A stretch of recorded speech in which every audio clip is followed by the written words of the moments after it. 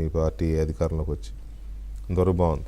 కానీ ఈ తెలంగాణ తల్లి విషయంలో ఓకే, లాజికల్గా మీరు చెప్పేది మార్చడం కాదు, తెలంగాణ తల్లిని ఇప్పుడు ఫస్ట్ టైం మేమే ప్రతిష్ఠిస్తున్నామని లాజికల్గా బాగానే ఉంది. కానీ గెజెట్లో పెట్టకపోవచ్చు, లేకపోతే అధికారికంగా చేయకపోవచ్చు, కానీ ఉద్యమకాలం నుంచి కేసీఆర్ గారు రూపొందించిన ఆ విగ్రహం తెలంగాణ తల్లిగా చలామణిలో ఉంది. మీరు అందరూ దండలేసిన వాళ్ళే, అవునా కాదా? మీరందరూ దండలేసిన, మీరు వేసిన వాళ్ళే, ప్రకాష్ రెడ్డి గారు వాళ్ళు వేసిన, అందరూ వేసిన వాళ్ళు, మేము కూడా వేసిన వాళ్ళమే. ఓన్లీ థింగ్ ఏంటంటే గెజిట్ లేదు, అధికారికంగా ప్రకటించలేదు, సెక్రటరియట్లో పెట్టలేదు, ప్రభుత్వ కార్యాలయాలు ఎక్కడా పెట్టలేదు, అంతవరకు కరెక్ట్. ఇప్పుడు దాన్ని వాళ్ళు అదే పట్టుకున్నారు, ఆల్రెడీ చలామణిలో ఉన్నదే కదా, దీన్నే మీరు చేయొచ్చు కదా అధికారికంగా, మళ్ళీ ఎందుకు రూపం మార్చడం, అంత ఇదేంటి కావాలని, దురుద్దేశం కాదా అని. వెంకటకృష్ణ గారు, ఒకటేంటంటే వాళ్ళ వాదంలో స్టాంటిటీ కంటే కూడా ఈ బొమ్మను మారుస్తున్నారు, ఈ మాతను మారుస్తున్నారు అనే బాధనే ఎక్కువ కనపడుతున్నది. మేము చేసిన డిజైన్ మారుస్తున్నారు. నేనేమంటున్నా, మీ పార్టీ పేరు ఏం పేరు? భారత రాష్ట్ర సమితి. మొదట్లో తెలంగాణ రాష్ట్ర సమితి. మరి నువ్వెందుకు మార్చుకున్నావు చెప్పమని వాళ్ళని? దానికి నీకేం సంబంధం, పేరు కదా. ఇది కూడా మాతృమూర్తే కదా. ఇప్పుడు మీకు ఏమైనా కిరీటం పెడితేనే అమ్మ లెక్క కనబడుతుందా? సహజ స్త్రీ అమ్మ కాదా? ఇంకోటి 10 సంవత్సరాలు అట్లా అంటే మనకి తెలుగు తల్లికి కూడా విగ్రహం కిరీటం ఉంది, మకుటం అంటారు. అరే అది 47 తర్వాత రాజరికపు ఛాయలు ఉండే బ్రదర్.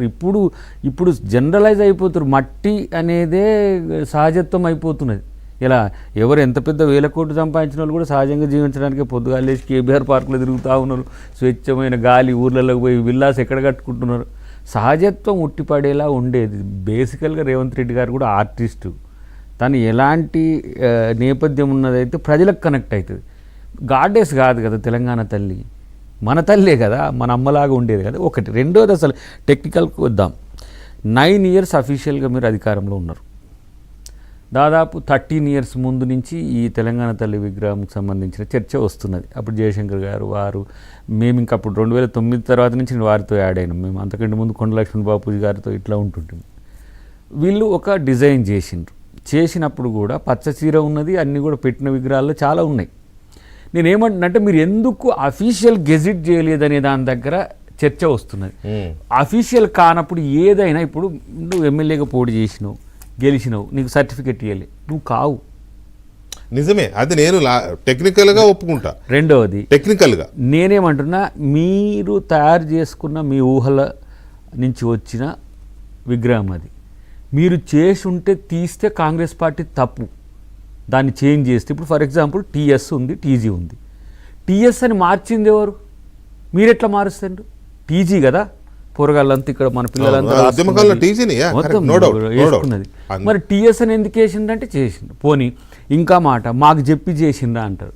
ఇలా మీరు ఎంబ్లం తయారు చేసిండ్రు. అవును, కాకతీయది, తర్వాత చార్మినార్తో ఉన్నది, రాజముద్ర. మేమేమన్నా వ్యతిరేకించినామా?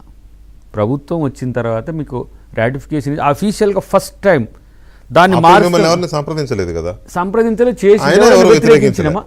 పోనీ ఇప్పుడు చేంజ్ చేస్తామనేసరికి అది ఎట్లా మారుస్తారు, దాంట్లో చార్మినార్ లేకుంటే ఎట్లా చేస్తారు, లేకపోతే కాకతీయ అది లేకపోతే ఇంకా దాన్ని మనం అనుకున్నది ఏంటంటే సగటు అమరవీరుల స్తూపం కూడా ఉండాలనేది ఒక ట్రెడిషనల్గా అనుకున్నది. ఆ రోజు నేను కూడా ఏది మన కీరవాణి గారు ఆ రోజు వచ్చిన రోజు అది కూడా చెప్పాలి. ఎందుకంటే అందశ్రీ గారి పాట అయితే మీరు అందరి నోట మీరన్నట్టే దండలేసినట్టే అందరం పాట పాడినాం కదా, ఇర్రెస్పెక్టివ్ ఆఫ్ పార్టీస్.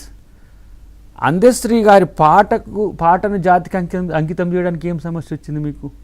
ఇదే పాట, దాంట్లో నేను ఒక చరణం కూడా రాసింది అన్నాడు మన కవి కేసీఆర్ గారు అయి రాసింది. Yes, of course you have your own, మంచిదే కదా అనుకున్నాం. కానీ ఎవరైతే కవి ఉంటాడో కవి టెక్స్ట్ను మార్చనీయడు. ఆయన రాసిన పుస్తకంలో ఎందుకంటే ఆ పుస్తకంలో ఆ పాటను మ్యూజిక్ చేసేటప్పుడు కీరవాణి గారితో మాట్లాడింది నేనే. తర్వాత ఆయన ఈ పదాలే ఉండాలి, గతంలో ఉన్న పదాలు వద్దని చెప్పి ఆ పాట యొక్క